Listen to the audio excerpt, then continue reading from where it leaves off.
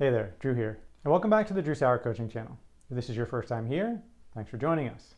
This channel is for those of us who want to have stellar careers with a little less stress and, if we can, a bit more fun.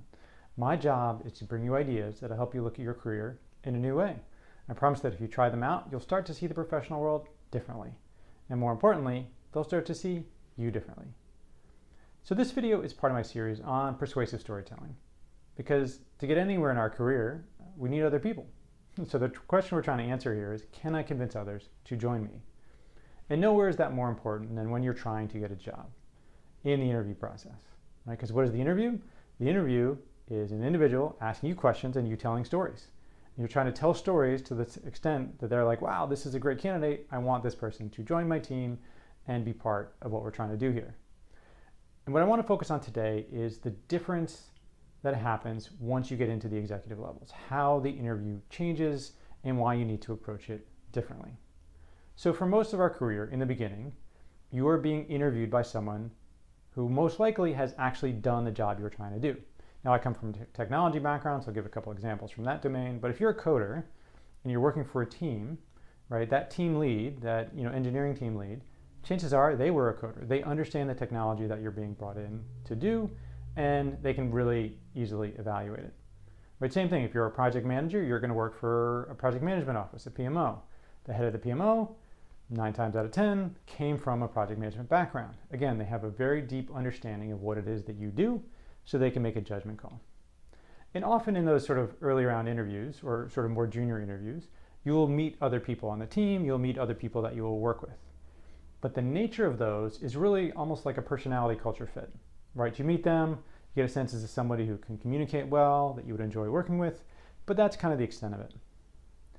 That really changes when you hit the executive level, because now the people outside of the domain have a much more significant impact on whether or not you're going to get the role. So you need to think very differently about how you engage with them for the interview. So here's the key idea, right? The key idea is they don't really understand what you do.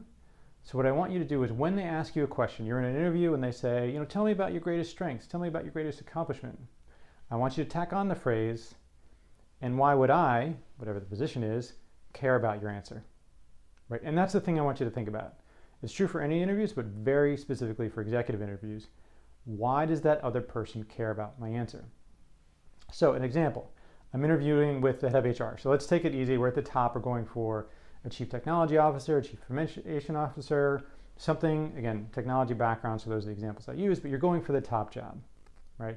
You meet with the head of HR. The head of HR says, tell me about a challenging work scenario. If you go into detail about, sort of a production issue, you had an outage and there's a bunch of customers and you have to figure out some really technical details to come up with a quick fix, and they don't know what you're talking about. And it doesn't matter to them that you have all this expertise, because they don't even understand what that domain is. What they're really asking is, again, tell me about one of your successes and why would I care about that? So when you're going to the head of HR, what do you talk about? You talk about employee engagement. You talk about retention.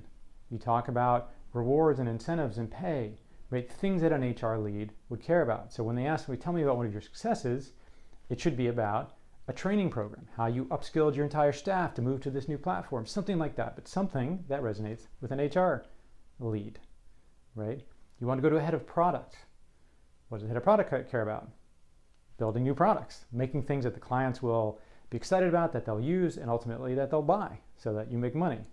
So again, what do you talk about? You talk about the new innovative things you've done in the product suites in the past, the things that you've done that the clients engage very highly with. What did they love in your past job that you came up with, right? You might also talk about how quickly you can get stuff done. How fast do features come out? That's a lot of, again, from a technology perspective, like this re-engineering process, faster flow, agile, DevOps, all those terms, again, if you come from a technology background, like those are all designed to get features to the clients faster. A head of product will love that. Now, your next interview is with the head of risk and security. If you talk about how fast you can get stuff out, that's actually a red flag, because what are they concerned about? They're concerned about safety, soundness, quality, making sure things are done right. So if you're talking about how fast you do things, it's hard to do fast and high quality, right? So they're going to start to question about, wow, is this person more caring about getting stuff out the door, or do they care about what I care about as the head of security, about protection, etc.? So you change your story to match the person you're talking to. And again, the focus is at the executive level. Most people you will interview with do not understand what you do. You're the technology guy, or you're the whatever person. They don't understand the details of your job because they have different departments. They have different functions. And so what they're wondering is, tell me a story that shows me about you and why I would care, right? So that's the idea. The interview strategy is pick the person you're doing it with, and it differs based on every different person you interview with. You need to come up with a list of 3 or 4 things that you can talk about that they care about. So what happens if you don't do this? If you approach these interviews in the same way you've always approached the interviews, like, oh, I've got my success story. I know which story that is. If you have a single favorite success story, or a single greatest weakness story, or a single client engagement story, difficult situation story, you are going to use the wrong story, because you're going to tell a story that does not resonate with that individual.